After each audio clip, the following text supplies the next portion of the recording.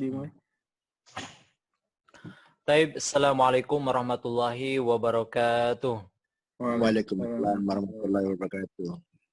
Alhamdulillahirabbil alamin wassalatu wassalamu ala asyrafil anbiya'i wal mursalin sayyidina wa maulana Muhammadin sallallahu alaihi wasallam wa ala alihi wa sahbihi ajma'in, amma ba'd.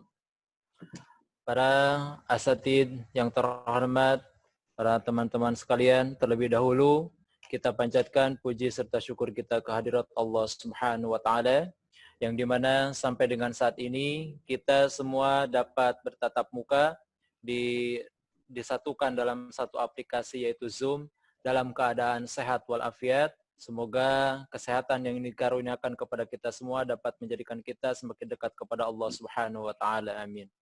Dan tak lupa salawat beserta salam marilah kita curah limpahkan kepada baginda alam habibana wa nabiyana wa maulana Muhammad sallallahu alaihi wasallam, tak lupa kepada keluarganya, para sahabatnya, pada tabi'in tabiatnya, dan semoga sampai kepada kita selaku umatnya. Amin ya Allah ya rabbal alamin. Baik, pada kesempatan kali ini saya dipercaya sebagai host atau moderator oleh Ustadz Rajasa, yang dimana pada malam hari ini kita akan membedah kajian dengan tema yaitu aurat dalam Al-Quran. Nah, nanti akan dijelaskan perspektifnya aurat dalam Al-Quran yang akan disampaikan oleh Ustadz Saiful Anwar. Baik, tidak perlu lama-lama lagi, marilah kita simak penjelasannya dari Ustadz Saiful. Tafadhol, Ustadz. Bismillahirrahmanirrahim. Assalamualaikum warahmatullahi wabarakatuh. Waalaikumsalam warahmatullahi wabarakatuh. Innal hamdalillah nahmaduhu wa nasta'inuhu wa nastaghfiruh wa na'udzu billahi min syururi anfusina wa min sayyiati a'malina may yahdihillahu fala mudhillalah wa may yudlilhu falan tajida lahu waliyyan mursyida. Asyhadu an la ilaha illallah wahdahu la syarikalah wa asyhadu anna Muhammadan abduhu wa rasuluh la nabiyya ba'da. Qala Allah Ta'ala fil Qur'anil Karim, a'udzu billahi minasyaitonir rajim. Bismillahirrahmanirrahim. Qul lil mu'minina yaghuddu min absarihim wa yahfazu furujahum. Dzalika azka lahum innallaha khabirum bima yasnaun. Shadaqallahul azim. Yang terhormat ikhwan akhwat billah, bapak-bapak, ibu-ibu, para peserta kajian online tafsir ahkam yang mudah-mudahan dirahmati oleh Allah Subhanahu wa taala. Amin ya rabbal alamin. Hari ini kita akan membahas tentang tema yang mungkin sudah populer, yaitu tentang masalah aurat di dalam Al-Qur'an.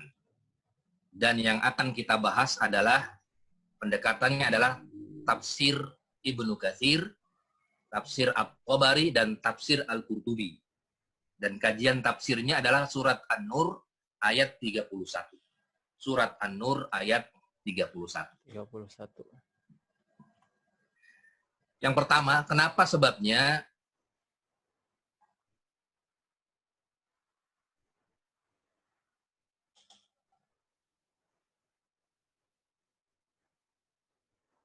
saya mau Ibnu Katsir, tafsir At-Tabari, dan tafsir Al-Qurtubi bisa dikatakan sebagai induknya tafsir. Kitab tafsir itu induknya adalah tafsir Ibnu Katsir, tafsir At-Tabari, dan tafsir Al-Qurtubi. Orang yang memperdalam agama, tafaqquh fiddin, memperdalam syariah, para mufassirin, maka pasti akan tahu dan kenal tentang tafsir, tiga tafsir ini yang disebut dengan induk tafsir. Tafsir Ibnu Katsir, tafsir At-Tabari, dan tafsir Al-Qurtubi.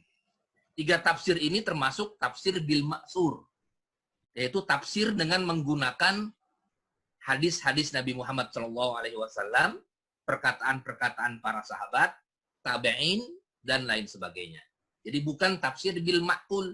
Jadi tafsir ada dua, ada tafsir bil ma'sur dan tafsir bil ma'qul, atau tafsir bil ra'i. Dan yang kita akan bahas aurat menurut tafsir Ibnu Katsir, At-Tabari, dan Al-Qurtubi. Tafsir Ibnu Katsir, At-Tabari, dan Al-Qurtubi. Karena kenapa sebabnya 3 tafsir yang dipilih? Karena termasuk induknya tafsir. Kemudian, ikhwan akhwat fillah, jamaah, bapak-bapak, ibu-ibu yang dirahmati oleh Allah Subhanahu wa taala. Kita akan memasuki tentang definisi aurat sebelum kita masuk ke tafsir surat An-Nurnya ayat 31.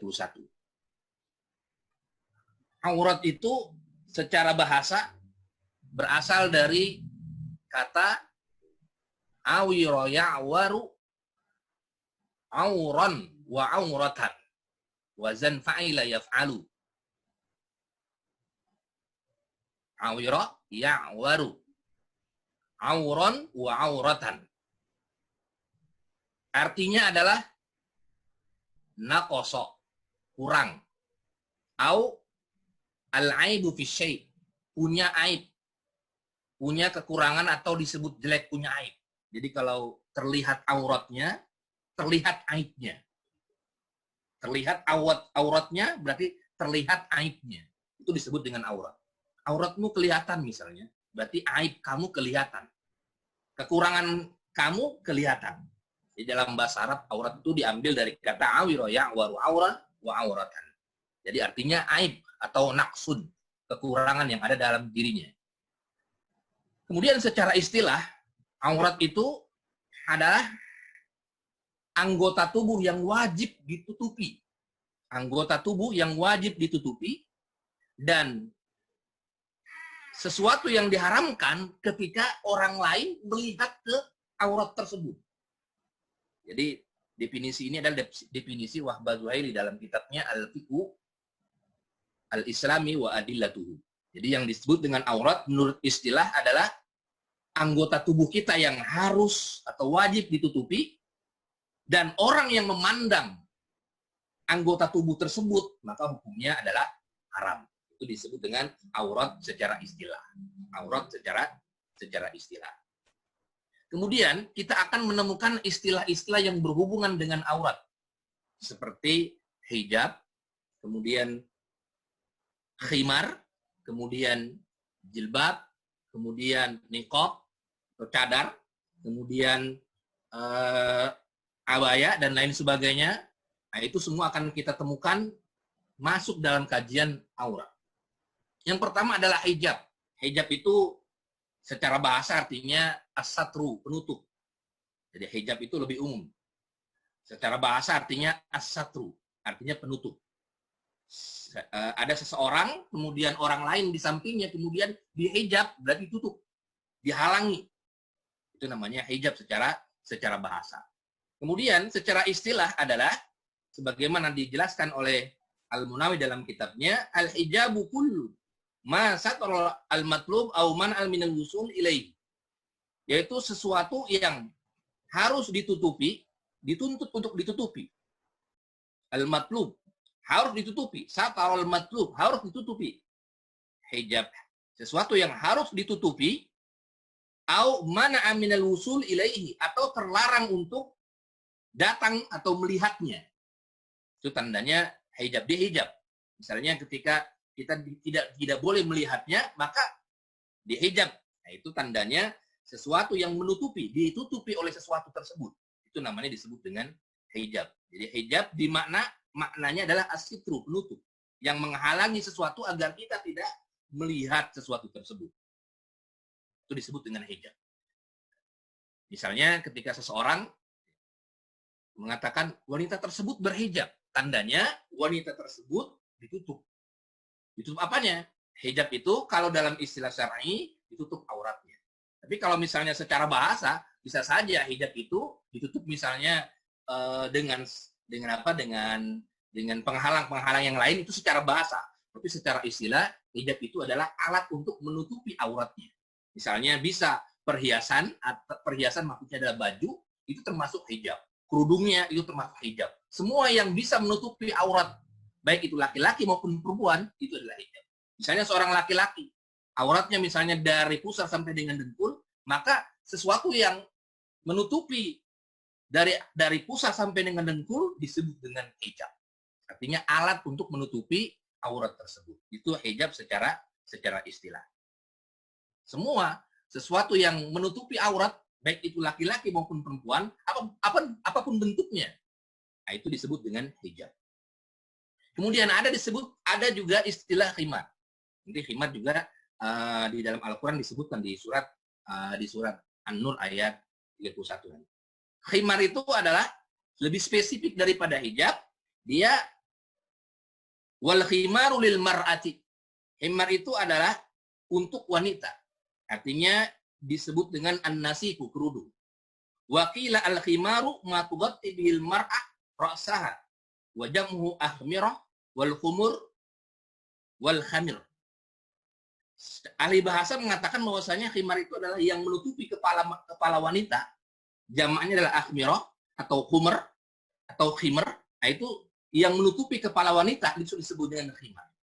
Kemudian lebih jelasnya di dalam tafsir Jalaluddin Al-Mahalli dan Jalaluddin As-Suyuti mengatakan definisi khimar itu adalah yasturnar ru'us wal a'naq wasudur bil maqani.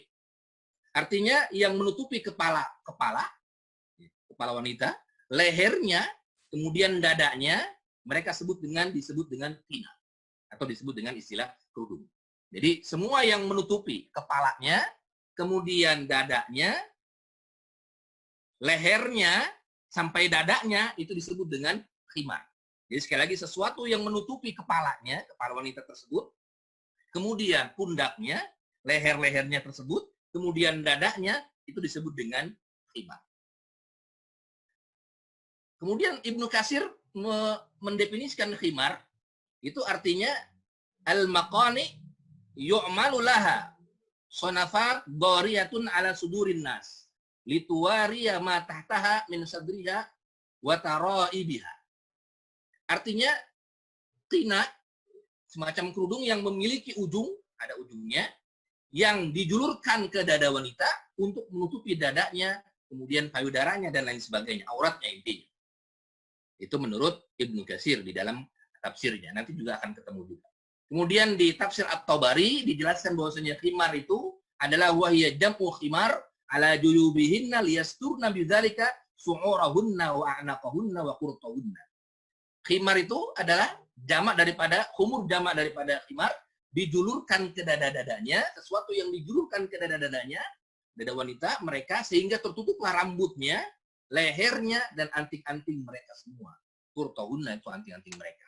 Jadi takrif daripada khimar itu adalah sesuatu yang menutup kepala wanita, kemudian lehernya, kemudian dadanya sampai ke bawah, tidak sampai ke bawah sampai ke kaki, tidak. Itu namanya disebut dengan khimar. Kemudian yang selanjutnya adalah definisi jilbab. Definisi jilbab. Jilbab itu adalah definisinya secara bahasa al-jalbu sawqus syai' min maudi'in ila akhar.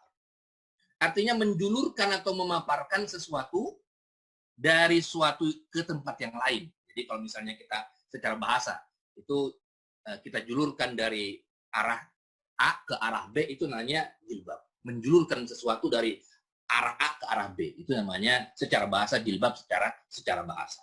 Sama seperti sholat misalnya, secara bahasa adalah doa.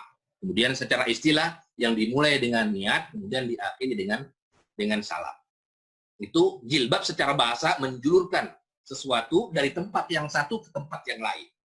Kemudian secara istilah jilbab itu adalah al-jilbabul qamisu wal jilbabu saubun awsa' minal khimar. Jilbab itu maknanya adalah gamis, seperti gamis, dan jilbab itu dia lebih lebar daripada khimar. Khimar itu kadang-kadang sampai menutupnya sampai dengan dada saja. Kemudian kalau jilbab semuanya dari kepala sampai dengan kakinya, itu namanya jilbab. Itu namanya disebut dengan jilbab. Bukan termasuk rida yang dipakai oleh wanita untuk menutupi kepala dan dadanya. Dan lebih longgar daripada khimar. Dia lebih longgar daripada khimar. Kemudian, kalau kita telusuri jilbab secara definisi, kita kumpulkan semuanya, maka para ulama pun banyak sekali berbeda pendapat tentang istilah-istilah jilbab, baik secara bahasa maupun secara syar'i. Nanti akan kita bahas di slide-slide yang akan datang. Kemudian ada juga istilah niqab. Niqab itu adalah kain penutup muka, kain penutup wajah. Itu disebut dengan niqab yang hanya terlihat matanya saja.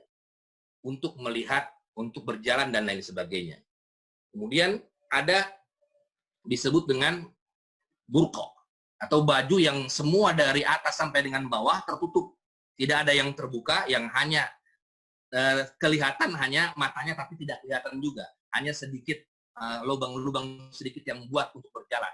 Itu disebut dengan burqa. Dan ada istilah-istilah dalam istilah-istilah Arab, ada burqa, kemudian ada abaya, dan lain sebagainya, yang tentu kaitannya dengan nanti masuk ke dalam ayat An-Nur ayat 31 tentang masalah aurat itu sendiri. Ikhwan, akhwat, bapak-bapak, ibu-ibu yang dirahmati oleh Allah Subhanahu wa taala, kemudian kita akan masuk ke kajian inti kita tentang masalah tafsir surat An-Nur ayat 31. Kenapa sebabnya saya mulai dengan tafsir surat An-Nur ayat 31? Padahal ada tafsir surat An-Nur ayat 30. Ayat 30-nya itu berkaitan dengan ayat 31. Karena ayat 30-nya itu adalah tentang masalah laki-laki. Sama bahasanya, wa kullil mu'minina yaghuddu min absarihim. Kalau yang ayat 30. Dan katakanlah wahai Muhammad bagi laki-laki mukmin untuk menundukkan pandangannya. Itu saja kalimatnya, dan menjaga kemaluannya, yang ayat 30-nya. Enggak lebih spesifik. Untuk yang ayat 30-nya. Sehingga yang lebih spesifik adalah untuk wanitanya, untuk mukminatnya, surat An-Nur ayat 31.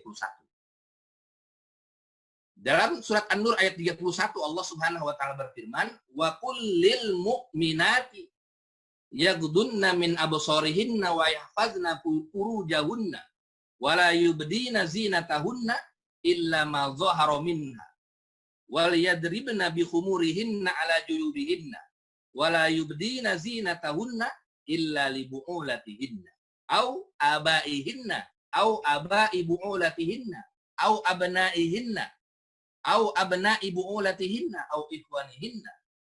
Ini berkaitan dengan muhrim-muhrimnya. Au bani ikhwanihinna au bani akhwatihinna au nisaihinna au ma malakat aymanuhum au ittabi'ina ghairi ulil irbah minar rijali awit tifal alladzina lam yazharu ala auratin nisa wala yadribna bi arjulihinna liyu'lama ma yukhfina min zinatihinna wa tubu ilallahi jami'an ayyuhal mu'minuna la'allakum tuflihun. Dalam surat An-Nur ayat 31. Tentu ayat 30 tentang masalah laki-laki yang harus menundukkan kepalanya, auratnya, tidak perlu diperbincangkan karena di dalam fikihnya, sedikit menyinggung fikihnya, aurat laki-laki itu para ulama sepakat dalam hadis Nabi Muhammad SAW, auratul rajuli baina rukbati wasirrat. Bahwasanya aurat laki-laki itu adalah antara pusar sampai dengan dengkul. Itu adalah auratnya laki-laki. Hanya terdapat khilaf tentang masalah paha. Al-fakhizu auratun amla. Apakah paha itu termasuk aurat atau tidak? Rajih dan yang lebih kuat adalah paha termasuk aurat. Walaupun ada sebagian yang berpendapat paha tidak termasuk aurat. Tapi yang lebih rajih, mayoritas jumhur mengatakan bahwasanya paha itu adalah aurat. Jadi aurat laki-laki itu simpel saja, baina surati war rukbah, antara pusar dan dengkul dalam sebuah hadis, sehingga tidak ada perbedaan. Hanya perbedaannya adalah di paha itu sendiri. Karena ada hadis Nabi Muhammad SAW, al-fakhizu auratun, paha itu termasuk aurat, sehingga paha tidak boleh diperlihatkan. Kemudian ada hadis lain yang mengatakan bahwasanya paha itu bukan aurat. Hadis Nabi Muhammad SAW, ketika ada seseorang yang masuk kemudian paha Nabi Muhammad SAW tersingkap pahanya, itu jadikan dalil bahwasanya paha itu bukan aurat. Tapi para ulama berkomentar bahwasanya itu terbukanya paha Nabi itu adalah dengan tidak disengaja, bukan bukan disengaja. Sehingga paha tersingkap itu tidak disengaja terbuka, sehingga yang lebih rajih menurut mayoritas jumhur adalah paha itu termasuk aurat.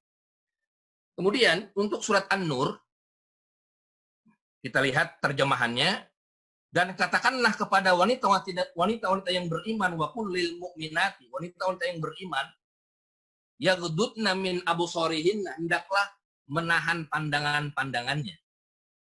Wa yahfazna furujahunna, dan menjaga kemaluannya. Ini sama seperti ayat yang 30. Kita semua diperintahkan untuk menundukkan penglihatan kita dan menjaga kemaluan kita. Nah, ini yang poin penting yang kita bahas tentang auratnya. Wala yubdina zinatahunna, dan tidak boleh ditampakkan perhiasan-perhiasan para wanita illa ma dhahara minha, kecuali apa yang biasa tampak pada wanita tersebut. Di sini yang akan poin besarnya adalah penafsiran daripada ma dhahara minha. Mana yang bisa ditampakkan oleh wanita ditafsir ma dhahara minha itu sendiri. Kalau yang lain, waliyadribna bi khumurihin, dan hendaklah engkau para wanita menutup ala juyubihinna, dada-dada mereka dengan kerudung mereka, wala yubdina zinatahunna, dan jangan kamu tampakkan kecuali buat suami kamu, buat bapak-bapak suami kamu, kemudian buat anak-anak kamu, kemudian anak-anak dari anak-anak kamu, dan lain sebagainya. Nah, itu semua yang poin yang besar yang akan kita bahas di pertemuan malam ini adalah tentang tafsir daripada illa ma dhahara minna. Apa yang boleh tampak bagi wanita? Illa ma dhahara minha, apa yang boleh tampak buat wanita tersebut. Yang biasa nampak daripada wanita tersebut. Kita lihat di tafsir Ibnu Katsirnya tentang kalimat ma dhahara minha. Dalam tafsir Ibnu Katsir, kalau kita buka di tafsir Ibnu Katsirnya, beliau menyebutkan hadza amrun minallahi ta'ala lin nisa'il mu'minat wa ghairatun minhu li azwajihinna ibadil mu'minin wa tamyizun lahunna an sifati sa'il jahiliyah wa fi'alil musyrikat. Perintah ini, perintah untuk menutup aurat itu dari Allah Subhanahu wa taala.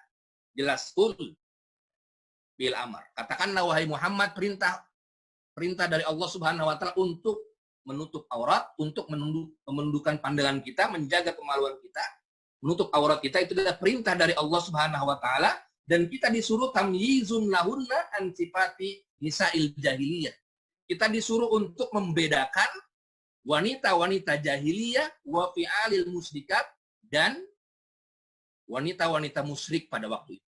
Jadi wanita-wanita jahiliyah dan wanita-wanita musyrik itu berbeda dengan wanita-wanita mukminat. Apa buktinya? Nanti di bawahnya ada hadisnya. Jadi wanita-wanita yang musyrikat dan wanita-wanita yang jahiliyah itu dia tidak memakai kerudung. Jadi kalau misalnya dibilang kerudung itu adalah budaya Arab, budaya jahiliyah, salah besar. Kenapa sebabnya? Karena tamyizun lahunna an sifati nisa'il jahiliyah wa fi'il musyrikat. Bahwasanya wanita-wanita jahiliyah dan wanita-wanita musyrikat pada waktu itu tidak memakai penutup kepalanya, tidak menutup auratnya. Tidak menutup auratnya. Tidak menutup auratnya. Sehingga ayat ini sababun nuzul. Kita lihat sabab nuzulnya ayat. Ayat surat An-Nur ayat 31. Sababun nuzuli hazil ayat ma dzakarahu Muqatil bin Hayyan.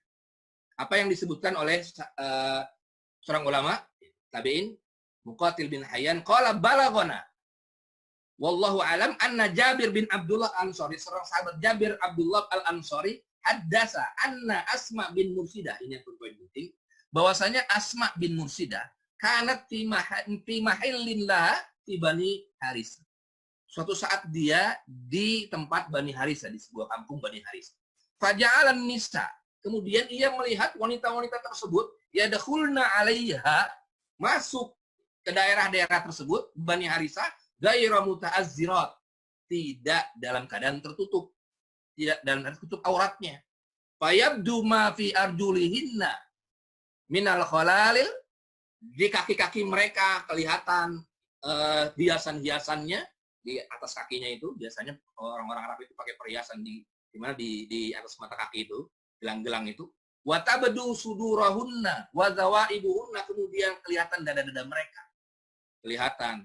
Kemudian leher-leher mereka juga kelihatan. Kemudian faqalat Asma, kemudian Asma berkata, ma akbahal. Sungguh buruk perbuatan ini. Kemudian Allah Subhanahu wa taala menurunkan ayat wa qul lil mu'minati yaghdudna min absarihinna wa yahfazna furujahunna. Baru di ayat turun. Jadi sababu nuzul hazil ayat, sebab turunnya ayat itu adalah Asma binti Mursidah. Jadi Asma binti Mursidah dia melihat wanita-wanita di Bani Harisah tersebut tidak menutup auratnya, tidak menutup auratnya, terbuka semua. Kelihatan perhiasan-perhiasan di mata kakinya sampai betisnya. Kemudian tabdu sudurahunna, dada-dada mereka kelihatan. Seksi dan lain sebagainya. Leher-leher mereka kelihatan. Kemudian Asma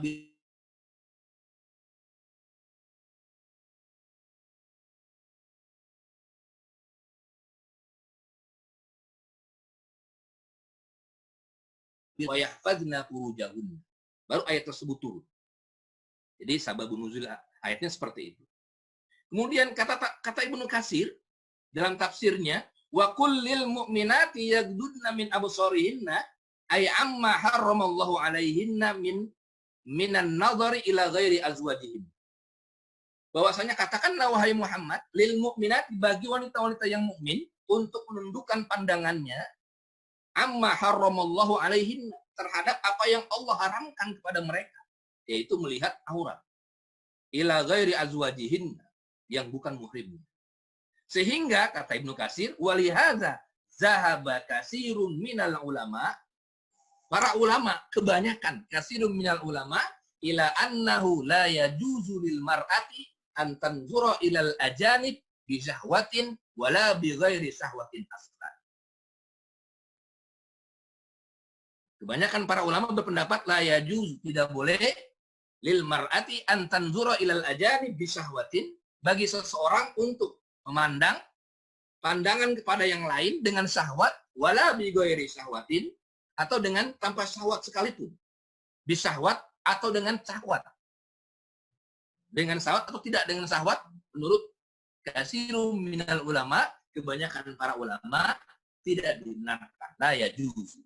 Apa dalilnya? Dalilnya adalah ihtajja katsirun minhum bima rawahu Abu Dawud, kata Ibnu Katsir dalam tafsirnya.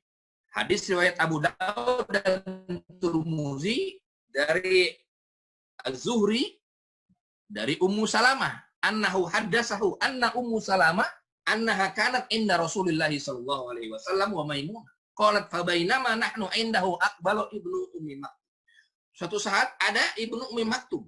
Sampai Ibnu Ummi Maktum berhadapan dengan Maimunah dan Ummi Salamah. Pada qala alaihi. Masuklah Ibnu Ummi Maktum wa dzalika ba'dama umirna bil hijab.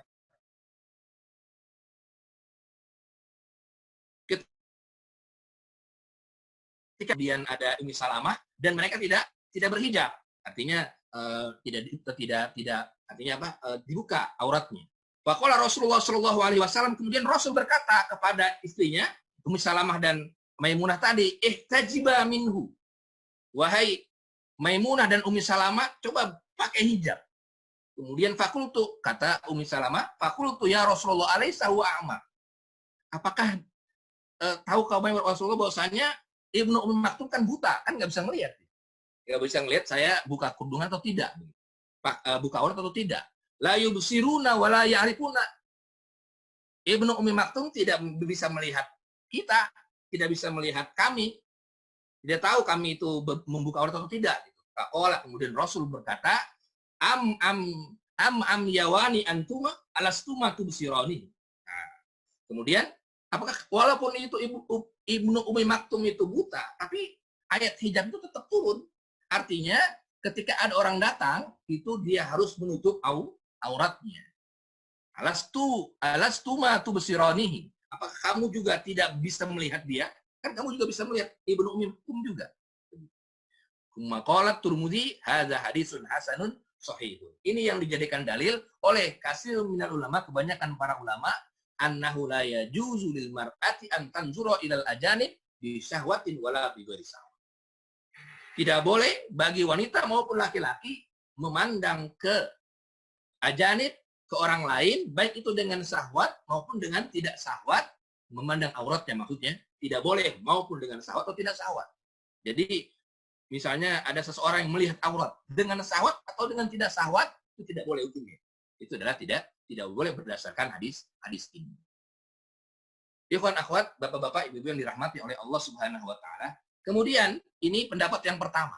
Pendapat yang kedua, wa dzahaba akharu minal ulama. Ini pendapat yang kedua di dalam tafsir Ibnu Katsir. Bahwasanya ila jawazi nazarihinna ilal ajanib bi ghairi syahwat. Bahwasanya boleh melihat aurat orang lain tanpa syahwat. Nah, ini pendapat sebagian kecil ulama. Sebagian kecil ulama. Bi ghairi syahwat. Kama sabata fi sahih anna Rasulullah sallallahu alaihi wasallam ja'ala yanzuru ilal habasah. Sebagaimana dalam sebuah hadis Nabi Muhammad sallallahu alaihi wasallam bahwasanya suatu saat Rasulullah sallallahu alaihi wasallam melihat ilal habasyah ada seseorang yang sedang orang Habasyah itu sedang bermain-main dia. Wahum yal'abuna bi ghirabihinna. Permainan mereka di masjid. Dalam masjid ketika hari raya. Wa Aisyah ummul mukminin tanzuru ilaihim min wara'i. Dan Aisyah ummul mukminin itu melihat dari belakangnya. Ya, artinya dari kejauhan gitu. Wa huwa yasturuha, kemudian Rasulullah sallallahu alaihi wasallam menutup ya, Aisyah agar tidak melihat. Hatta malat sehingga dia bosan, kemudian dia lalu pulang. Aisyah tersebut tidak melihat orang sedang bermain di masjid tersebut.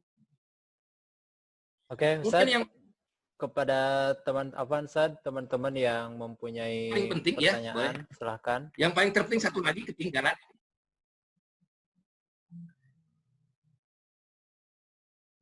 Satu lagi sebentar. Tafsir daripada ma zuharu minha, ini yang tertinggal ini. Tafsir daripada ma zuharu minha wala yubdina zinatahunna illa ma zuharu minha. Wa qala Ibnu Mas'ud berkata ar-ridha wasru. Bahwasanya yang dimaksud dengan ma zuharu minha itu adalah pakaian itu sendiri. Sehingga semuanya menurut Ibnu Mas'ud dan diikuti oleh Hasan Basri, Imam Hasan Basri, kemudian Ibnu Sirin, Ibrahim An-Nakhai, bahwasanya semua wanita ya, tubuhnya itu adalah aurat, yang boleh diperlihatkan adalah as-saubu warida. Pakaian itu sendiri. Jadi madzuharu minha itu adalah pakaiannya, boleh kita melihat pakaiannya. Ini yang dijadikan dalil Ibnu Mas'ud berkata seperti itu. Jadi illa madzuharu minha, tafsirannya adalah ar-rida was-saub. Jadi ketika kita melihat wanita, itu yang boleh tampak dari wanita tersebut adalah bajunya. Boleh kita lihat bajunya. Kemudian boleh kita lihat kerudungnya. Tapi tidak boleh terlihat selain itu. Itu menurut Ibnu Mas'ud. Imam Hasan, kemudian Ibnu Sirin. Kemudian menurut Ibnu Abbas, ini yang kita ini kan. Ibnu Abbas, Sa'id bin Jubair, wala yubdina zinatahunna illa ma dhuhara minha. Yang dimaksud dengan illa ma dhuhara minha adalah wajhuha wa kaffaiha wal qad. Wajahnya, kedua telapak tangannya dan cincinnya. Itu boleh dilihat, boleh terlihat. Wajahnya wanita tersebut boleh terlihat. Wa kaffaiha dan kedua tangannya boleh terlihat. Dan ini diikuti oleh Ibnu Umar, sahabat Ibnu Umar, Imam Atha, Ikrimah, Sa'id bin Jubair, Dhahak,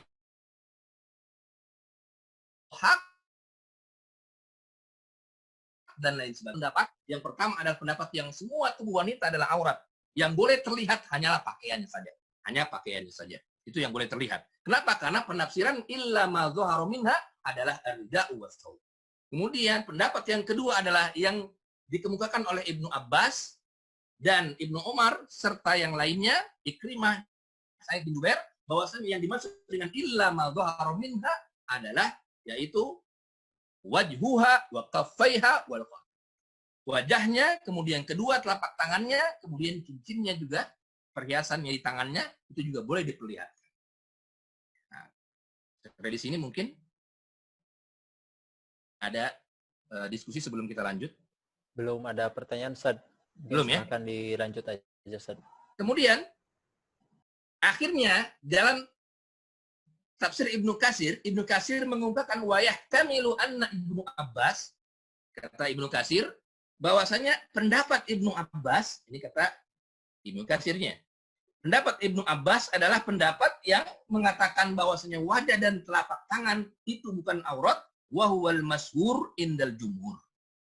Itu adalah pendapat yang masyhur menurut jumhur. Itu menurut tafsir Ibnu Katsir. Menurut Imam Ibnu Katsir, pendapat Ibnu Abbas adalah pendapat jumhur yang mengatakan tafsir daripada illa ma dhahara minha adalah al-wajhu wal kaffan wal khaf. Apa dalilnya? Dalilnya adalah hadis Aisyah. Hadis Aisyah bahwasanya Asma ketika berada masuk ke dalam rumahnya Rasulullah SAW, kemudian ia memakai pakaian yang tipis, yang kelihatan tipis, kemudian Rasulullah SAW menegurnya. Ya Asma, annal mar'ah idza balagat al-ma'id lam yasluh ayyura illa hadha wa hadha. Wahai Asma, wanita ketika sudah balik tidak boleh diperlihatkan, tidak boleh terlihat kecuali ini dan ini. Dan Rasulullah SAW mengisyaratkan kepada wajah dan telapak tangannya. Tapi ada komentar sedikit di tafsir Ibnu Katsir, walakin qala Abu Hatim. Kata Imam Abu Hatim, hadisnya adalah hadis mursal, hadis ini. Hadis mursal itu adalah hadis yang sahabat tidak meriwayatkan dari apa, tidak ketemu dengan Aisyah. Ini kan Aisyah yang meriwayatkan. Tetapi Khalid bin Durek ini tidak mendengar langsung dari Aisyah, sehingga ada yang terputus. Sahabatnya yang terputus, ada yang terputus setelah Aisyah ini, sehingga disebut dengan hadis mursal. Makanya sebagian ulama ada yang mengatakan hadis ini adalah hadis dhaif, sehingga yang sahih menurut sebagian ulama semuanya tertutup begitu. Tapi komentar selanjutnya adalah bagi yang menganggap tangan dan wajah itu bukan aurat, walaupun ini adalah hadis mursal, tetapi faktanya Ibnu Abbas, kemudian Ibnu Umar dan sahabat-sahabat lainnya, posisinya dia mendengar bahwasanya illa ma dhahara minha itu adalah al-wajhu wal kafani, sesuai wal kafan wal kafaini, sesuai dengan hadis Asma yang dikemukakan oleh Rasulullah SAW. Jadi di dalam tafsir Ibnu Katsir ada dua pendapat secara umum. Yang pertama adalah semua tubuh wanita adalah aurat.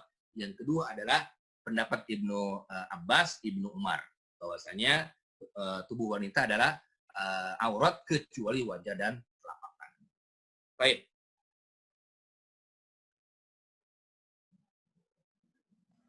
Lanjut ke tafsir Al-Qurtubi. Ada pertanyaan ya? Pertanyaan dari Akhi Sondi. Sebetulnya jilbab itu hukum baru Islam atau memang budaya Arab dan sudah ada sebelum masa Rasulullah SAW?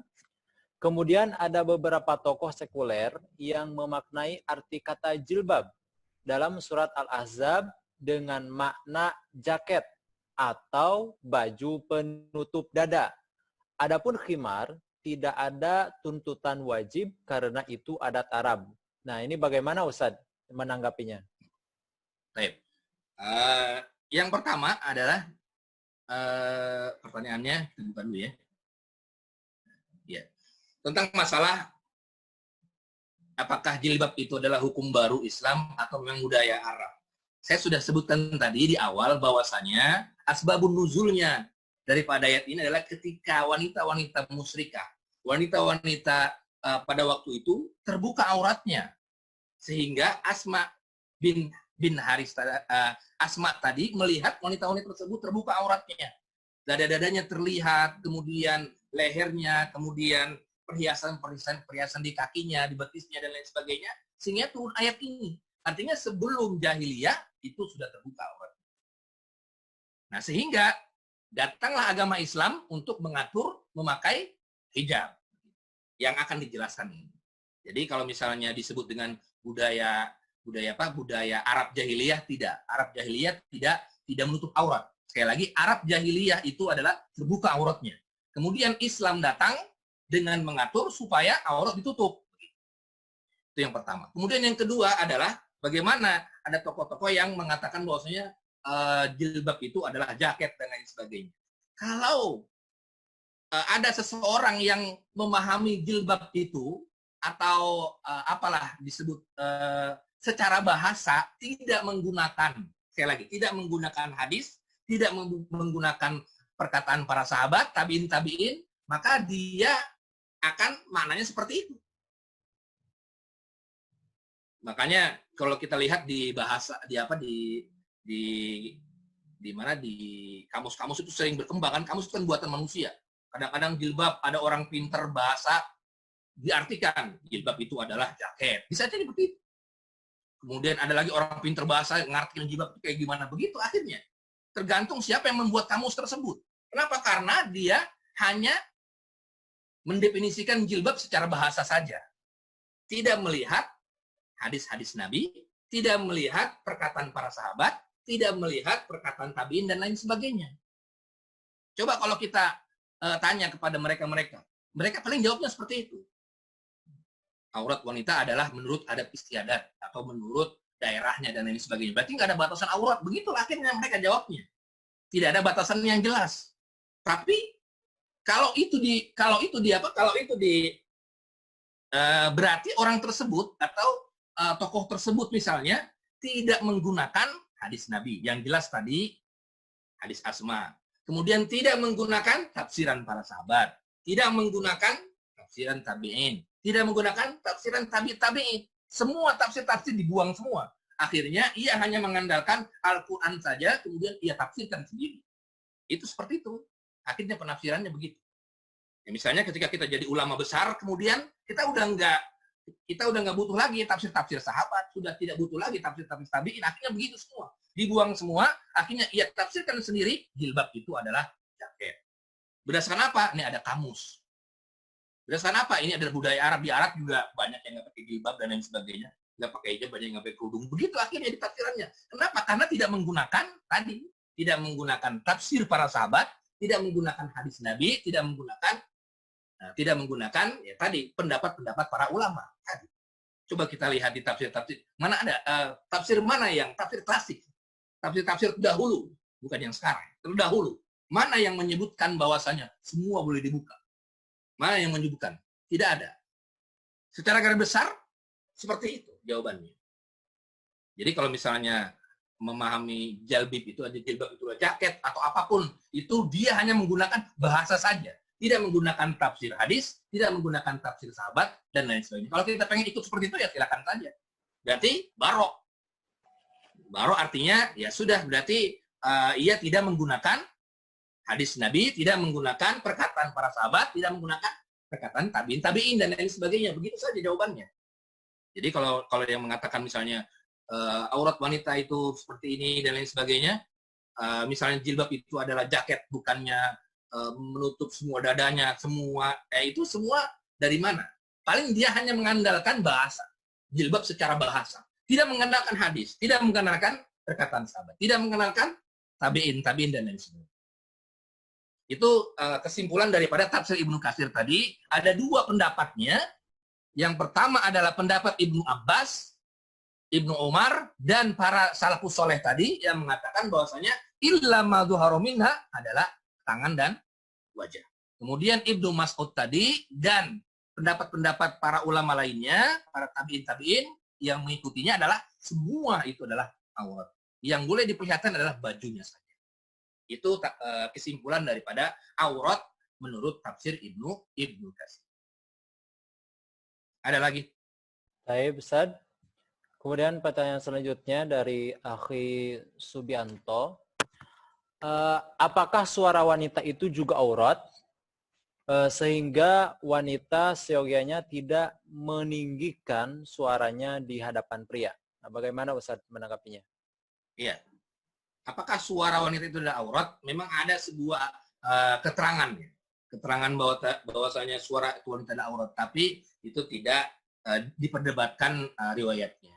Menurut saya suara perempuan itu tidak aurat, bukan aurat. Suara perempuan bukan aurat menurut saya. Kenapa sebabnya? Pertama bagaimana? Pertama Aisyah itu meriwayatkan hadis. Aisyah meriwayatkan hadis. Kemudian murid-muridnya Aisyah yang mendengarkan hadis dari Aisyah itu siapa? Ada laki-laki juga, ada perempuan juga. Dan mendengarkan enggak dengan menulis, mendengarkan. Sama itu mendengarkan Aisyah. Artinya apa? Artinya bukan aurat. Kemudian melihat, misalnya ketika ada seseorang bertanya kepada Aisyah. Aisyah itu seorang sahabiah ya, sahabat wanita yang banyak meriwayatkan hadis. Banyak meriwayatkan hadis. Para sahabat bertanya tentang masalah haid, bertanya tentang masalah hubungannya dengan wanita. Itu siapa yang menjawabnya? Aisyah. Yang menjawabnya adalah Aisyah. An Aisyah. Riwayat dari Aisyah bawah-bawahnya itu laki-laki semua. Enggak perempuan semua, laki-laki semua. Di riwayat Bukhari, misalnya Haddasana, misalnya Ismail Al-Bukhari terus sampai An Aisyah. Itu Aisyah juga. Sami itu Aisyah semua. Jadi menurut saya wanita itu suara wanita bukan aurat. Yang aurat adalah anggota tubuhnya. Anggota tubuhnya, nah tadi perbedaannya kecuali muka dan telapak tangan, kemudian nanti ada kajian fikihnya di akhir-akhir menurut pendapat imam-imam mazhab dan sebagainya. Jadi itu ya. Jadi suara wanita intinya bukan aurat menurut saya. Walaupun ada yang mengatakan suara wanita aurat berdasarkan keterangan riwayat sautul mar'ati auratun, menurut saya riwayat tersebut masih dipertanyakan kualitas sahihnya. Intinya menurut saya yang lebih rajih adalah wanita suaranya bukan aurat. Yang aurat adalah tubuhnya. Tubuh auratnya bukan suaranya. Bukan suara. Baik, Ustaz. Silakan Ustaz dilanjutkan dulu Ustaz materinya. Lanjut setelah tafsir Ibnu Katsir, tafsir Al-Qurtubi. Kita lihat tafsir Al-Qurtubi. Apa kata tafsir Al-Qurtubi? Tafsir Al-Qurtubi. Dalam tafsir Al-Qurtubi dikatakan waqala amarallahu ta'ala an-nisa bi an la yubdina zinatahunna illa ma istasnahu minan nazirina hazran minal iftinan summa istasna minaz zina. Allah Subhanahu wa taala memerintahkan para wanita untuk menutup perhiasan-perhiasan mereka kecuali apa yang boleh ia tampakkan. Kemudian waqtalafan nasu, para ulama berbeda pendapat tentang ma zuharu minha. Yang tafsir Qurtubi. Faqala Ibnu Mas'ud berkata, kembali lagi kata tafsir Qurtubi, zahiru zina huwa siyab. Bahwasanya Ibnu Mas'ud ini, bahwasanya ma zuharu minha itu adalah siyab itu sendiri, bajunya. Sehingga semuanya aurat, hanya bajunya saja yang boleh kita lihat. Bajunya. Jadi kalau kita melihat bajunya wanita yang lagi jalan, itu bukan aurat. Kenapa? Karena ma zuharu minha, gitu. Wa qala Ibnu Jubair berkata al-wajhu, nah, itu wajahnya, bukan aurat. Wa qala al-Auza'i, Imam Al-Auza'i, al-wajhu wal kaffani, wajah, kemudian telapak tangan, kedua telapak tangan dan baju. Wa qala Ibnu Abbas wa Qatadah al-kahl was-siwar wal khidab ila nisfi dhira. Nah, ini lagi. Celak. Gambar kalau wanita Arab itu biasanya ada di matanya itu ada apa ya? Istilahnya dikasih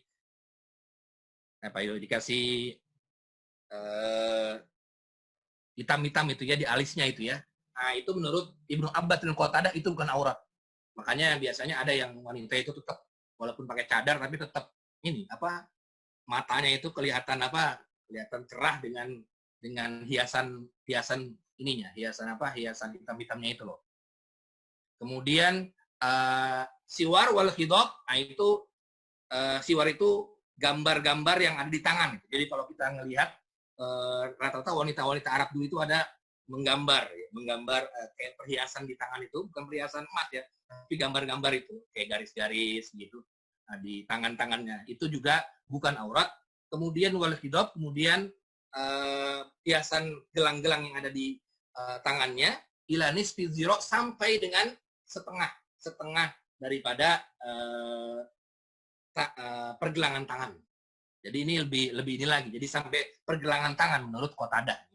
Jadi Ibnu Abbas dan Qatadah dia dalam tafsir Qurtubi sampai dengan ila nisfi dzira, sampai dengan setengah daripada pergelangan tangan. Itu yang dikatakan ma zuhara minha. Makanya ada yang digulung tuh biasanya, digulung buat atau kelihatan begitu separuh seberangan tangannya. Nah, ini dalam tafsir Qurtubi dijelaskan itu diantaranya yang boleh terlihat ma zuhara minha, yang boleh tampak, tampak. Kemudian waqala Qatadah, ini yang Qatadah ini, Imam Qatadah itu seorang ulama besar, tabi'in besar ya. Wa ma fi makna nisfu zira, tentang masalah sampai setengahnya. Setengah lengan yang boleh dilihat itu berdasarkan hadis Nabi Muhammad SAW, la yahillu li imra'atin tu'minu billahi wal yaumil akhir illa idza arakat an tadhhur illa wajhaha wa yadayhi. Bahwasanya tidak halal, tidak boleh, tidak dihalalkan bagi wanita yang beriman kepada billahi, kepada Allah dan hari akhir, terbuka auratnya. Arakat antazu, terbuka auratnya, illa kecuali wajah, wayadai, dan tangan-tangannya, kedua tangan telapak tangannya, illa hahuna, sampai ke sini. Nah, hahuna ini waqabadu ala nisfi dhira, sampai ke setengah pergelangan tangannya. Ini yang dikatakan di Imam Qatadah itu, yang mengatakan di tafsir Al-Qurtubi-nya. Jadi tafsir Al-Qurtubi sampai ke nisfi dhira tadi, sampai ke setengah sebagian pergelangan tangan. Kemudian di akhir tafsir Qurtubi, wa yadullu dzalik ma rawahu Abu Dawud an Aisyah anna Asma binti Abi Bakar, dan di dalam keterangan riwayat Abu Dawud dan Aisyah, ya sebagaimana kita populer tadi dijelaskan bahwasanya Asma binti Abu Bakar ketika datang kepada Rasulullah SAW dengan memakai pakaian tipis, kemudian Rasulullah SAW menegurnya, nggak boleh wanita yang sudah haid, yang sudah balik, terlihat kecuali haza wa asyara ila wajhi wa kafihi, mengisyaratkan Rasulullah ke wajahnya dan kedua telapak tangannya, wa haza aqwa, menurut tafsir Al-Qurtubi. Menurut beliau nih, Imam Al-Qurtubi, wa haza aqwa, ini yang paling kuat, fi janibil ihtiyat, dalam kehati-hatian, wali mura'ati fasadin nas, karena menjaga kerusakan manusia, wala tabdil mar'a min zinati illa al-wajh wal kafi. Jadi Imam Al-Qurtubi dia menguatkan pendapat Ibnu Abbas yang mengatakan bahwasanya al-wajhu wal kafai, bahwasanya wajah dan kedua telapak tangan itu bukan aurat. Itu bukan aurat. Kemudian yang terakhir adalah tafsir Tabari. Tafsir At-Tabari. Apa kata tafsir Tabari? Wa qawluhu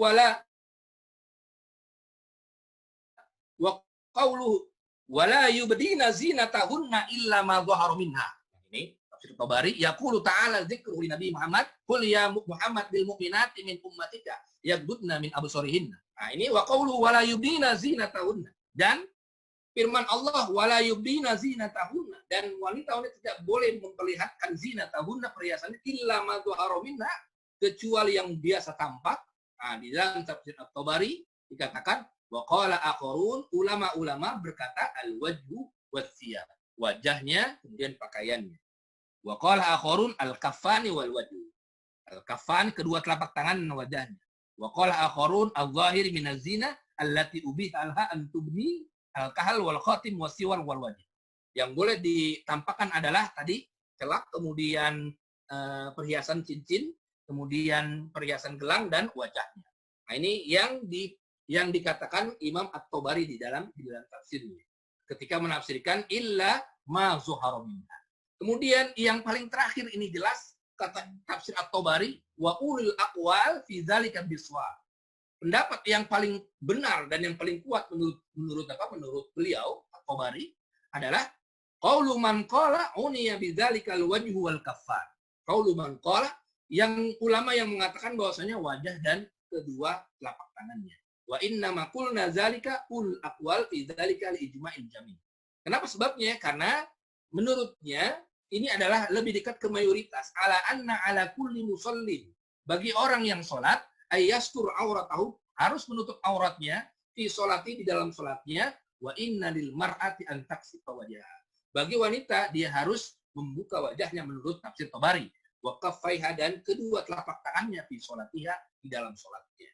Jadi tafsir Tabari juga sama dengan tafsir Qurtubi, juga sama juga dengan Ibnu Katsir, yang intinya aurat wanita adalah dua secara umum.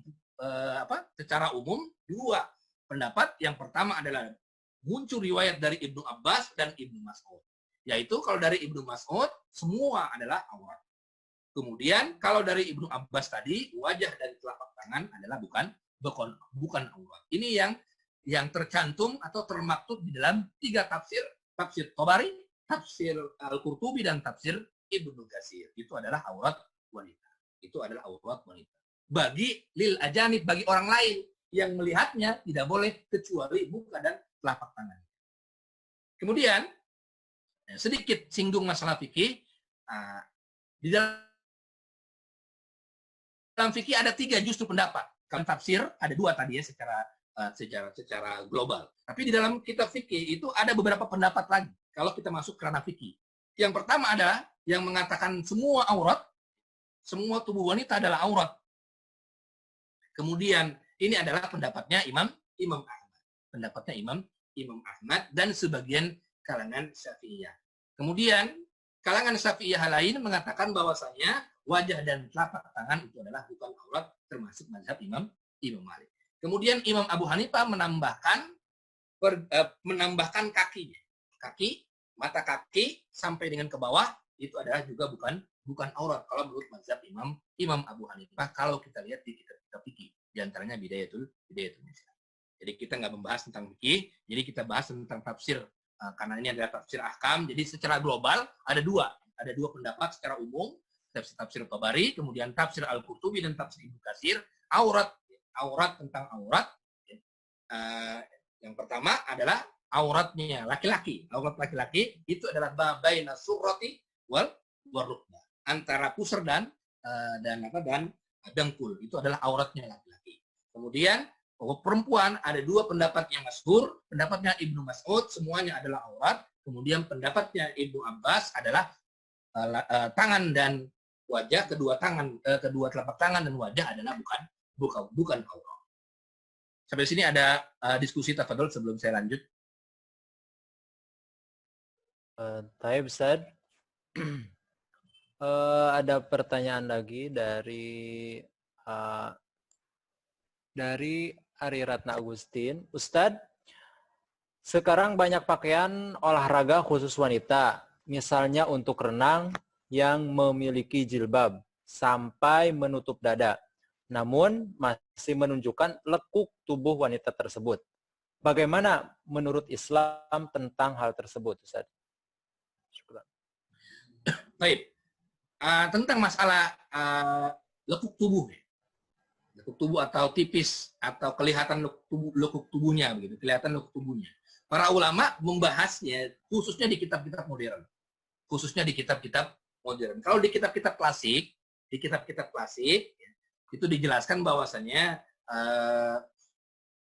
pakaian syar'i itu adalah yang longgar, itu saja. Longgar. Kemudian kalau di kitab-kitab modern itu sampai punya mumayizat, sampai punya duabit sendiri, sampai punya batasan-batasan tersendiri. Walaupun dia menutup auratnya, misalnya dia menutup rambutnya ditutup, kemudian mukanya semua, tapi dia lekuk tubuhnya kelihatan, maka dia tidak termasuk menutup aurat. Kenapa? Sebabnya karena tidak termasuk jilbab di situ.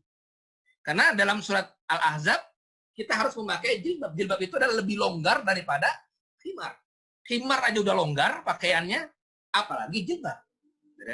Kita lihat tadi di definisinya, khimar itu jilbab itu lebih longgar daripada khimar. Khimar itu adalah pakaian wanita yang menutup auratnya, kemudian ditutup lagi dengan jilbabnya, itu lebih longgar daripada khimar. Ya, kalau misalnya orang yang sudah menutup tubuhnya, tapi dia tidak longgar gitu, tidak kelihatan begitu lekuk tubuhnya, maka ia tidak termasuk jilbab. Ia termasuk jilbab.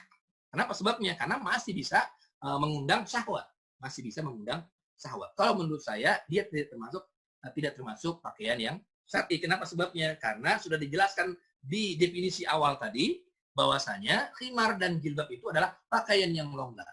Pakaian yang longgar. Bahkan Rasulullah SAW ketika Asma masuk ke rumahnya, dilihat Asma itu memakai pakaian yang tipis, pakai pakaian yang longgar gitu, nggak pakai pakaian yang ketat gitu, maka Rasulullah SAW memalingkan wajahnya, kemudian mengatakan bahwasanya, wahai Asma, kalau sudah balik, maka kamu harus terlihat hanya wajah dan tangan, wajah dan telapak tangannya saja. Jadi kalau pertanyaannya misalnya bagaimana kalau misalnya kelihatan untuk tubuhnya, kalau menurut pendapat saya itu tidak termasuk pakaian yang sakit kalau terlihat pelukuk tubuhnya. Kenapa? Sebabnya karena ia tidak termasuk jilbab dan khimar tadi. Wadribna, kan jelas di dalam ayatnya, wadribna bihumurihinna ala juyubihinna, kan jelas di dalam ayat An-Nur ayat 31. Dan hendaklah kamu menjulurkan khimar-khimar kamu di dada-dada kamu. Khimar itu tadi jelas, dia longgar, pakaiannya longgar di dada-dada kamu supaya tidak ketat begitu. Nah, begitu. Jadi pertanyaannya, kalau misalnya dia terlalu ketat, dia tidak termasuk menutup aurat. Kenapa? Karena menutup aurat itu terdiri dari khimar dan jilbab tadi. Khimar itu adalah pakaian yang longgar dan jilbab lebih longgar daripada khimar tadi. Ada lagi, tafadhol? Baik, Ustaz. Selanjutnya ada satu lagi pertanyaan dari Marcelina Agatha. Assalamualaikum Ustaz. Adakah dalil tentang batasan aurat untuk sesama mahram atau sesama perempuan? Terkadang karena sesama perempuan, jadi tidak mengkhawatirkan adanya batasan. Silakan Ustaz. Batasan aurat bagi pertama buat orang lain dulu tadi jelas ya. Kalau buat orang lain yang bukan mahram jelas. Yang bukan mahram jelas. Berarti yang ditanyakan adalah batasan aurat sesama mahram, artinya yang dengan mahramnya ya. Dengan mahramnya, misalnya dengan paman ya, dengan mahram atau dengan adik kakak misalnya kan, ya adik kakaknya laki-laki, adiknya perempuan misalnya begitu. Atau sesama perempuan, bagaimana ininya, dobitnya, batasan tentang masalah ini. Nah, kalau di dalam hadis Nabi Muhammad SAW memang tidak dijelaskan secara teks ya, secara teks tentang batasan secara spesifik. Misalnya buat laki-laki, wanita, buat yang mahram kemarau tidak. Yang ada adalah di fikih. Kita akan menemukan di kitab-kitab fikih. Di kitab-kitab fikih di dalam mazhab Syafi'iyah, kemudian Malikiyah, kemudian Hanabilah dan juga Hanafiyah. Bagaimana ininya duabitnya? Kalau misalnya dia seorang wanita, kemudian dia auratnya kepada semahram, misalnya kakaknya misalnya laki-laki, adiknya adalah perempuan dan sudah balik dua-duanya misalnya. Bagaimana auratnya? Auratnya itu kalau di dalam fikih-fikih yang paling ketat itu Syafi'iyah yang paling ketat. Syafi'iyah yang paling ketat itu harus ditutup dari leher sampai dengan kaki. Berarti dari leher sampai dengan kaki dia harus tertutup. Berarti rambut boleh. Itu kalau menurut mazhab Syafi'iyah. Itu dari leher sampai dengan di atas mata kaki. Jadi misalnya pinggangnya nggak boleh terlihat, kemudian pahanya juga nggak boleh terlihat, betisnya pun nggak boleh terlihat. Itu kalau yang mazhab Syafi'iyah itu tadi, mazhab Syafi'i itu tidak boleh terlihat. Duabitnya seperti itu dia. Kalau terhadap mahram. Kemudian ada yang lebih longgar, tapi menurut saya tidak roji. Marjuh menurut saya, boleh dilihat misalnya perutnya, kemudian pahanya, betisnya, ada yang lebih longgar di antaranya mazhab Hanafiyah, dan saya menganggap ini pendapat yang marjuh. Kenapa sebabnya? Karena bagaimanapun juga, apalagi di zaman sekarang, banyak juga yang terjadi, semahram pun bisa terjadi perzinahan. Bapak dengan anak pun bisa. Kemudian kakak dengan adik pun bisa. Walaupun dia kakak dengan adik pun bisa. Makanya ada perintah untuk memisahkan laki-laki dengan perempuan serumah, begitu kan? Nah, itu salah satunya itu. Nah, jadi yang saya ambil adalah duabitnya adalah kalau misalnya semahram, laki-laki dengan perempuan adik kakak misalnya, maka dia yang boleh terlihat adalah dari leher ke atas. Rambutnya boleh terlihat. Rambutnya boleh terlihat. Tapi kalau misalnya dadanya, kemudian perutnya, kemudian pahanya, betisnya itu tidak boleh terlihat.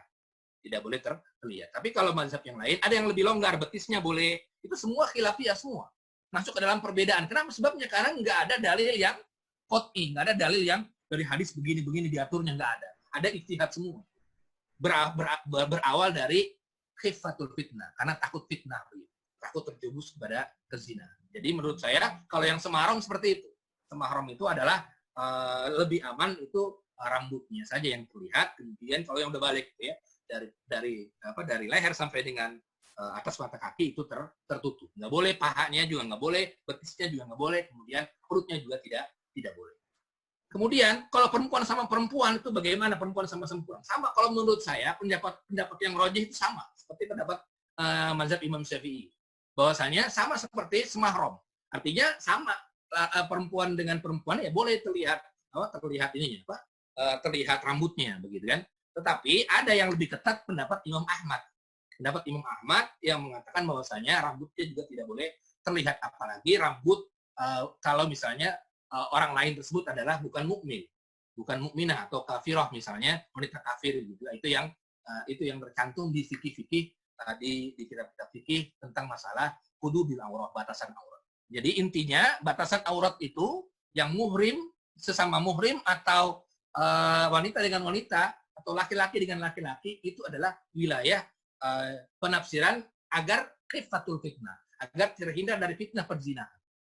Terhindar dari perzinahan. Kalau saya pribadi mengambil pendapat yang lebih ketat. Di antaranya Syafi'iyah tadi yang lebih ketat, bukan malah yang lebih longgar. Misalnya kalau laki-laki dengan laki-laki bagaimana? Boleh terlihat panjang dadanya boleh tidak? Kalau menurut saya tidak boleh terlihat. Itu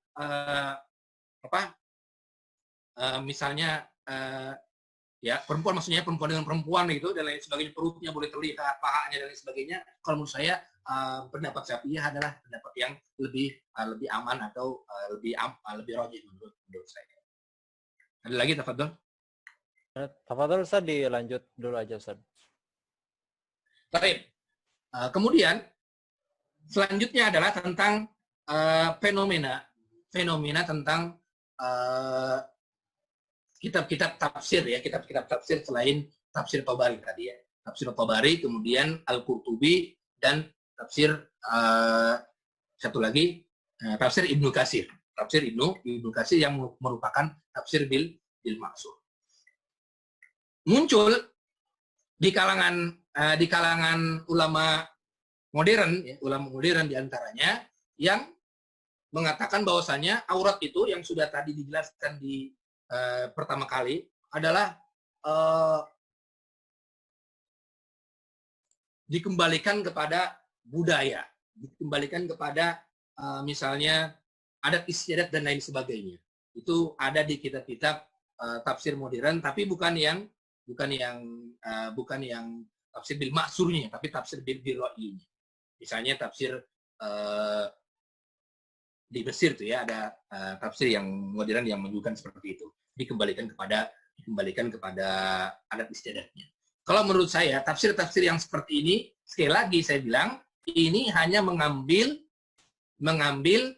dari sisi bahasa saja, bukan dari sisi maksurnya, bukan dari sisi maksurnya, bukan dari sisi hadis, kemudian sahabat, kemudian tabi'in dan lain sebagainya.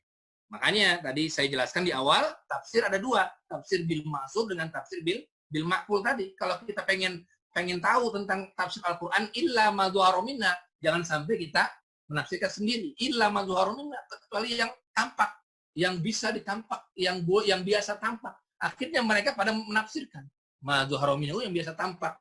Berarti rambut itu boleh ditampakkan misalnya. Misalnya kepada yang bukan muhrim, bukan pada yang bukan muhrim ya, bukan pada yang ajnab. Nah, itu akhirnya menggunakan tafsiran seperti itu. Kenapa? Karena dari segi bahasa diambil saja. Dari segi bahasa. Bukan dari segi penafsiran tafsir bil maksur tadi yang sudah saya sebutkan tadi. Nah, kalau kita mengacu kepada tafsir bil maksur, tafsir para sahabat, kemudian para mufassirin yang identik dengan tafsir bil maksur, tabi'in itu tidak ditemukan misalnya rambut adalah bukan aurat, tidak ditemukan leher bukan aurat, tidak ditemukan misalnya paha bukan aurat buat wanita ya, tidak ditemukan betis bukan aurat, tidak ditemukan sama sekali tidak ditemukan sama sekali pendapat yang demikian. Yang ada hanya khilafiyah apakah wajah dan telapak tangan aurat atau bukan, atau telapak kaki aurat atau bukan. Gara-gara apa? Gara-gara itu tadi, gara-gara pemahaman illa ma zuhara minha, gara-gara ada Ibnu Abbas dan Ibnu Mas'ud yang memahaminya seperti itu. Terkait dengan tafsir yang sekarang yang identik dengan tafsir bil akli ya, tafsir bil akli tentang masalah aurat.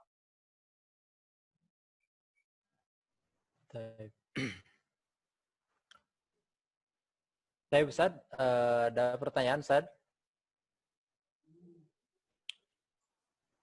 Assalamualaikum Ustaz. Bagaimana dengan pendapat bahwa baju yang benar menurut Islam adalah gamis? Kalau masih berupa potongan, dalam artian atasan dan bawahan, itu tidak sesuai syar'i. Apakah yang masih bercorak dan warna-warna selain hitam atau gelap? Terima kasih Ustaz.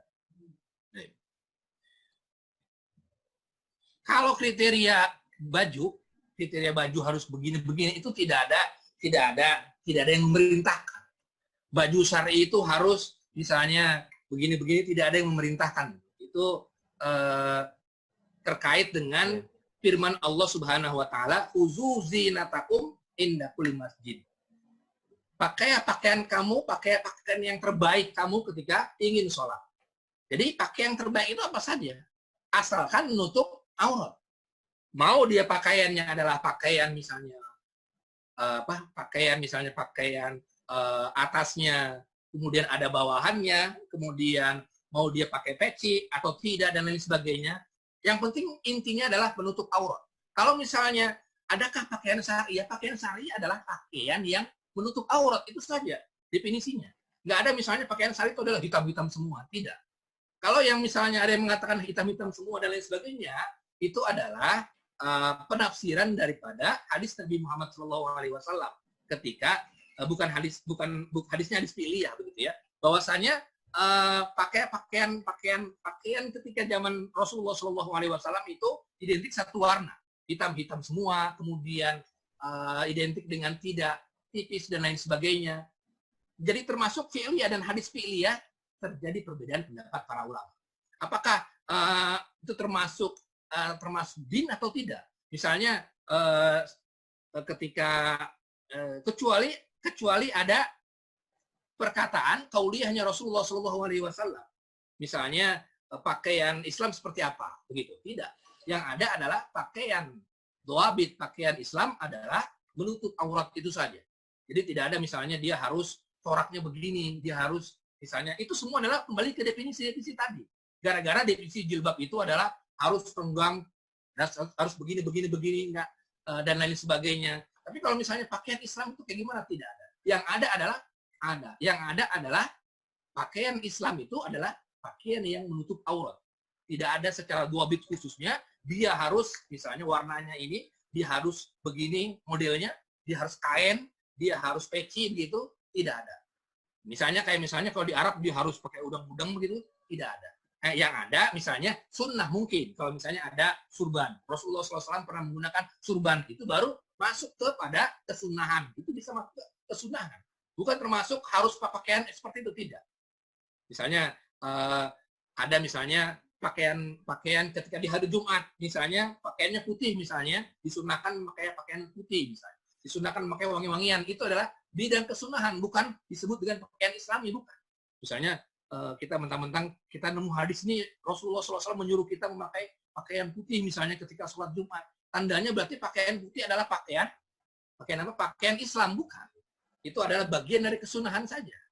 Jadi bukan termasuk pakaian Islam itu bentuknya ini tidak. Itu kalau menurut saya seperti itu. Jadi menurut saya pakaian itu adalah yang penting menutup aurat, apapun dia bentuknya, apapun warnanya, mau gelap semua silakan, mau terang semua silakan. Yang penting tidak tipis, tidak bisa dipandang dari luar, tidak terketak dan lain sebagainya. Mau warna apa, model apapun terserah. Yang penting menutup aurat. Itu menurut saya. Wallahu a'lam. Baik, Ustaz. Untuk pertanyaan selanjutnya, Ustadz, apakah aurat bisa dikaitkan dengan daya tarik? Semisal seorang wanita sudah menutup aurat, namun masih menimbulkan ketertarikan atau syahwat. Atau semisalnya entah dikarenakan wajahnya yang cantik, atau pakaiannya yang bagus, dan lain sebagainya. Bagaimana pandangannya Ustadz? Itu masuk dalam kategori syahwat. Jadi syahwat itu masuknya syahwat bukan aurat. Syahwat itu adalah ketertarikan seseorang terhadap seseorang. Itu namanya syahwat. Sama seperti kita ketertarikan kepada uang. Itu syahwat berarti.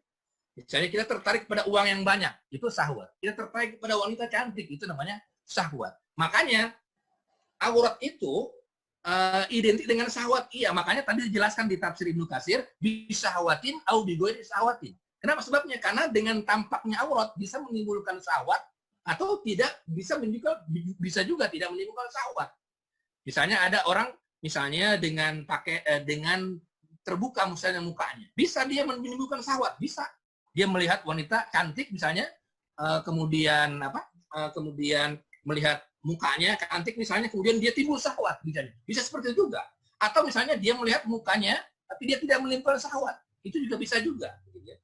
Itu juga bisa juga. Jadi syahwat dengan aurat memang ada terhubungan, ada keterhubungan. Tapi aurat itu sudah dijelaskan ini batasannya. Bukan berarti misalnya kalau misalnya kita misalnya kalau misalnya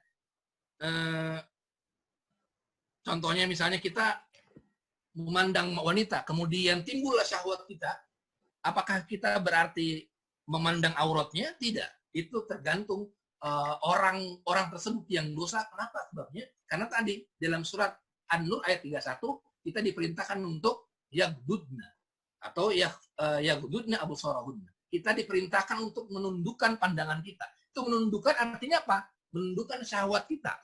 Menundukkan syahwat kita agar tidak timbul. Agar tidak timbul. Jadi syahwat itu keterkaitan dengan aurat memang ada, tapi aurat punya batasan-batasan tadi. Aurat punya batasan-batasan tadi. Tapi kalau aurat keluar, auratnya tersingkap, kemudian apakah dia timbul syahwat atau tidak, itu sudah pasti diharamkan walaupun tidak menimbulkan syahwat. Misalnya ada ini biasanya masuk ke orang-orang ya mohon maaf orang liberal misalnya. Misalnya ada wanita misalnya mengeluarkan auratnya. Kemudian laki-laki itu tidak melihatnya, tidak bersahwat gitu kan. Biasa saja. Apakah tidak dosa? Tetap dosa. Kenapa? Karena memandang aurat. Aurat itu bisyahwatin au bighairi syahwat, tetap dosa tadi menurut kebanyakan para ulama tadi. Misalnya dia memandang rambutnya, rambut wanita tersebut, atau memandang leher wanita tersebut, atau memandang dada wanita tersebut, atau perutnya dan lain sebagainya. Atau kebalikannya, wanita memandang paha laki-laki misalnya dan lain sebagainya. Mau dengan syahwat atau dengan tidak syahwat, itu adalah dosa juga. Karena apa? Karena kita diperintah untuk menundukkan kepala. Kecuali nanti ada hadis lagi, an-nazratul ula, ada lagi. Misalnya pandangan pertama itu adalah bisa dimakfu. Artinya pandangan pertama, kemudian kita alihkan pandangan pertama tersebut. Nah, itu masuk ke yang lainnya. Artinya, walaupun tersingkap auratnya, kemudian tidak menimbulkan syahwat, tetap dosa. Begitu. Tetap dosa. Jadi aurat itu punya batasan, syahwat itu bisa timbul dan bisa tidak timbul. Walaupun itu dia sedang melihat aurat. Baik, ada lagi? Saya bisa ada lagi pertanyaannya. Setelah berenang, biasanya anak laki-laki saya mandi bersama dengan laki-laki lain di ruang khusus laki-laki. Karena saya tidak bisa menemani, meskipun anak saya belum balik. Apakah itu diperbolehkan, Ustaz? Fadal? Dengan yang belum balik? Nah, yang belum balik? Ya, anaknya belum balik. Kalau yang belum balik tidak masalah. Yang belum balik tidak.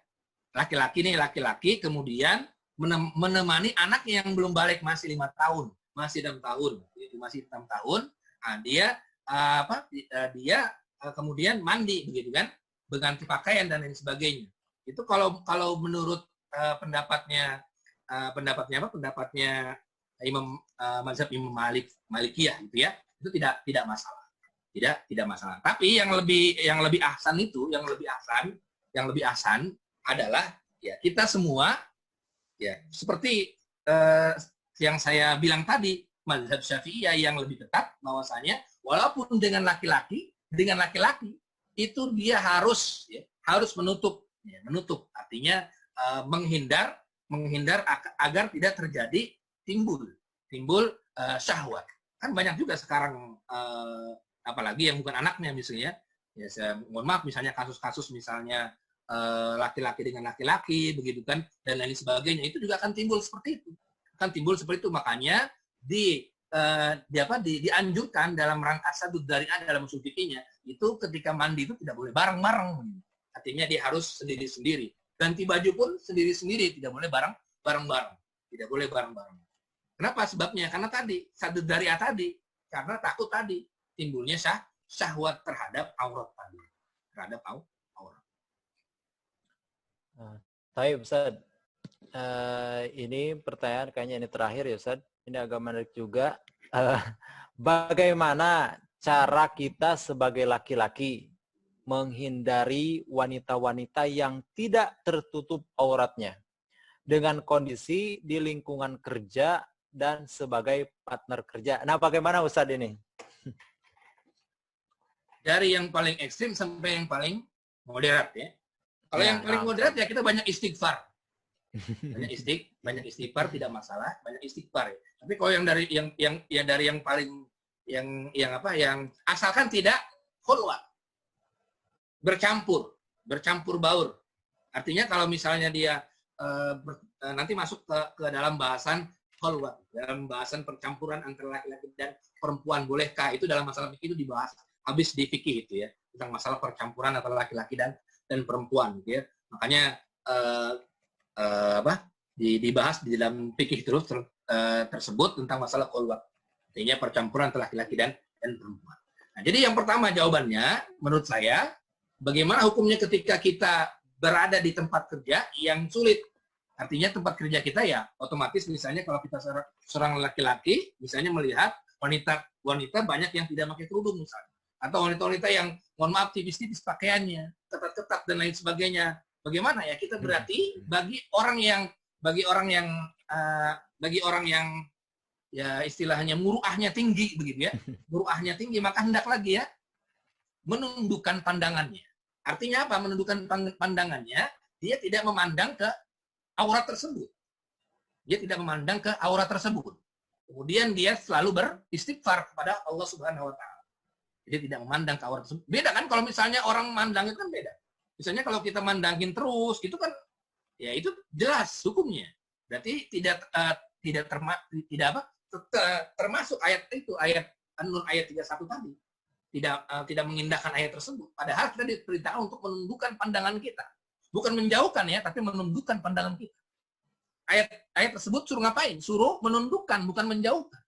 Jadi misalnya ada orang lewat di depan kita, ada wanita lewat di depan kita, suruh menjauhkan atau menundukkan? Menundukkan pandangan kita. Begitu. Qul lil mu'minati, qul lil mu'minina. Katakanlah wahai Muhammad bagi orang-orang mukmin untuk menundukkan pandangan kita, pandangan mereka dari aurat-aurat, begitu. Bukan jauhilah atau tinggalkanlah, bukan begitu kalimatnya, tetapi untuk ditundukkan pandangan-pandangan kita. Artinya menurut saya dia bisa bekerja di situ kalau memang dia, tapi dia itu resikonya itu tadi, dia wajib hukumnya apa? Menundukkan pandangannya, menundukkan pandangan. Artinya dia tidak pandangan matanya itu tidak terfokus kepada aurat tersebut. Akhirnya syahwatlah timbul dan lain sebagainya. Nah itu yang masuk ke dalam ranah An-Nur ayat 31. Tapi kalau dia sekedar pandang pertama, kemudian selesai dia udah ngemandang, itu namanya tidak dimakfu dalam fikih itu dimakfu. Karena pandangan pertama itu adalah pandangan yang dimaafkan. Misalnya kita berpapasan dengan wanita yang tidak pakai kerudungan, seksi dan lain sebagainya, sekali begitu ya. Nah, kemudian kita istighfar, itu dimaafkan oleh Allah Subhanahu wa taala dalam syariat Islam. Nah, kemudian yang kedua, yang ketiga itu baru disebut dengan dosa. Artinya yahfazna, kita harus menundukkan, menjaga pandangan kita. Artinya kesimpulannya bagi yang bekerja yang model seperti itu masuk ke bab fikih tentang masalah khulwat tadi. Ada sebagian yang mengharamkan total sehingga nggak boleh kerja di situ, ada ya. Misalnya nggak boleh, akhirnya dia harus keluar dari situ. Dia harus mencari pekerjaan yang tidak boleh berkhalwat. Laki-laki harus laki-laki, perempuan harus perempuan, harus begitu. Ada yang seperti itu pendapatnya, ada juga yang boleh dia tetap berkhalwat, tapi yang penting apa? Menjaga pandangannya. Begitu intinya. Jadi itu masuk ke bab fikih tentang masalah khalwat. Ada dua pendapatnya. Dua pendapat yang pertama adalah yang tinggalkan total, dia harus meninggalkan pekerjaan tersebut. Otomatis begitu. Dia harus mencari pekerjaan yang nggak ada khalwatnya, nggak ada campur baur antara laki-laki dan perempuan. Pendapat yang kedua adalah pendapat yang tetap boleh dia bekerja di situ dengan syarat dia harus menundukkan pandangan. Taib. Tapi Ustaz, ada lagi ini pertanyaannya Ustaz. Assalamualaikum Ustaz. Batasan aurat mertua laki-laki dengan menantu perempuan itu seperti apa Ustaz? Itu batasan mertua laki-laki kepada menantu itu batasan kepada yang mahram. Yang paling ketat itu adalah saya tadi, yang paling ketat adalah pendapat Syafi'iyah yang mengatakan bahwasannya dia boleh memperlihatkan rambutnya saja. Itu sama seperti mahram. Kenapa? Karena mertua itu mahram, nggak bisa dinikahi. Nggak bisa dinikahi. Mertua itu sama seperti orang tua. Nggak bisa dinikahi. Sehingga dia termasuk mahram kita. Tadi kan disebutkan wa abai bu'ulatihin, nanti jelas. Kan di tafsir di An-Nur, surat An-Nur itu dijelaskan illa li bu'ulatihinna kepada suami-suami kamu au abai bu'ulatihin atau bapak-bapak suami kamu. Jadi bapak-bapak suami kamu itu termasuk yang mahramnya. Berarti maksudnya kepada aurat terhadap semahram. Aurat kepada semahram, kalau menurut saya yang paling rajih, yang paling saya pilih adalah kalau buat wanita itu boleh diperlihatkan hanya rambutnya saja. Muka dan rambutnya maksudnya. Kalau bawah-bawahnya, leher ke bawah, itu tidak boleh. Sampai dengan mata kaki. Betisnya, pahanya, kemudian perutnya itu, dadanya itu tidak boleh. Kepada mertua, kepada kakak kita, dan lain sebagainya. Itu menurut pendapat saya, Syafi'iyah yang lebih ketat seperti itu. Jadi, jangan misalnya bagaimana kalau misalnya pakai kerudungan terhadap mertua kita? Ya, mertua kita itu mahram. Mertua kita mahram, bukan ajanib. Mertua kita adalah mahram. Kalau kita buka pun nggak pakai kerudungan, maksudnya rambutnya dibuka pun tidak masalah, tidak dosa. Tapi tadi menurut saya yang paling bagus, yang paling hati-hati adalah pendapat Syafi'iyah, hanya leher sampai dengan bawah saja. Jadi rambut boleh dilihat bagi yang semahram. Masuk ke bab yang semahram. Baik. Ustaz, ini ada dua lagi pertanyaannya ya Ustaz ya. Apakah wanita yang sudah lanjut usia juga wajib mengenakan khimar atau jilbab, Ustaz? Wanita yang sudah lanjut usia. Ya. Wanita yang sudah lanjut usia tetap wajib menggunakan jilbab dan khimar sendiri. Kenapa sebabnya? Karena kalimatnya umum. Lil mu'minati. Katakanlah wahai Muhammad bagi wanita-wanita yang mukminat, bagi wanita-wanita yang mukminat, perempuan-perempuan mukmin. Perempuan-perempuan mukmin itu ya yang sudah balik sampai dengan meninggal. Memang ada di kitab-kitab fikih, tentang masalah al-ajuz. Al-ajuz. Bagi wanita-wanita yang sudah tua. Bagi wanita-wanita yang sudah tua. Tapi kalau misalnya dia bagaimana auratnya kita memandang kepada wanita-wanita yang lebih tua, itu memang ada di kitab fikihnya. Tapi kalau menurut saya yang lebih rajih, menurut saya sama seperti aurat yang lebih muda, menurut saya. Walaupun ada perbedaan kalau kita buka di fikih auratul ajuz itu, kalau kita buka di fikih Syafi'iyah, kemudian Malikiyah, Hanafiyah, kita buka kemudian bahas tentang masalah wanita aurat yang wanita tua dan aurat wanita yang masih kecil, itu memang terjadi khilafiyah di kalangan ulama, dan yang paling rajih kalau menurut saya adalah pendapat yang lebih hati-hati. Yang lebih hati-hati sama seperti aurat bagi wanita muda, sama seperti aurat bagi. Jadi bagi yang sudah tua pun sama, dia harus memakai jilbabnya, menutup berhijab. Dia tidak misalnya membuka rambutnya dan lain sebagainya. Dia tetap harus menutup aurat. Yang tua pun harus menutup aurat. Baik Ustaz, ini satu pertanyaan lagi yang terakhir ya Ustaz, sudah ini kita selesai. Apakah aurat yang dimaksud di surat An-Nur ayat 31 adalah zinatahunna yang diterjemahkan sebagai perhiasan mereka? Bagaimana Ustaz?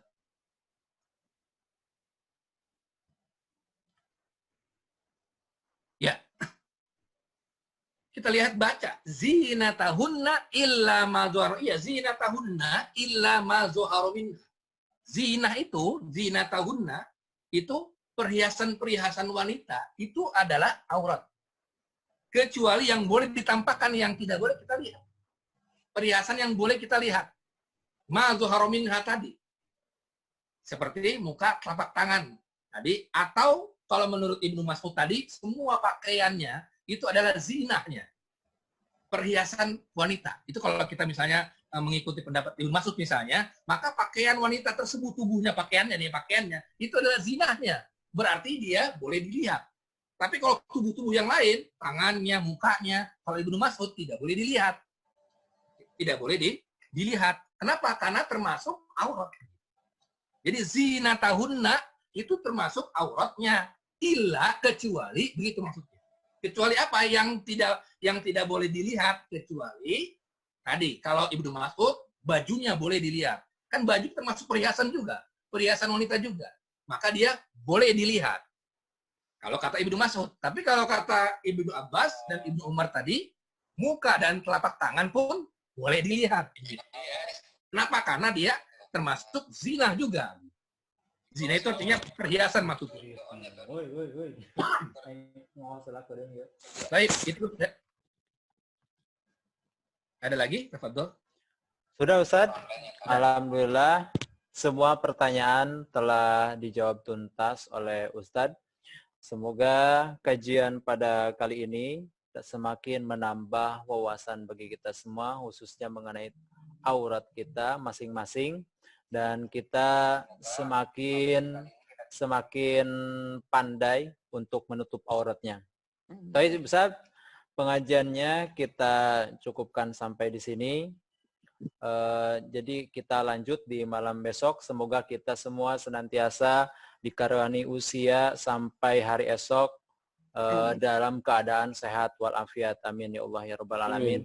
Baik, pengajian kali ini kita tutup saja dengan doa kafaratul majlis. Subhanakallahumma wa bihamdika asyhadu an la ilaha illa anta astaghfiruka wa atubu ilaik.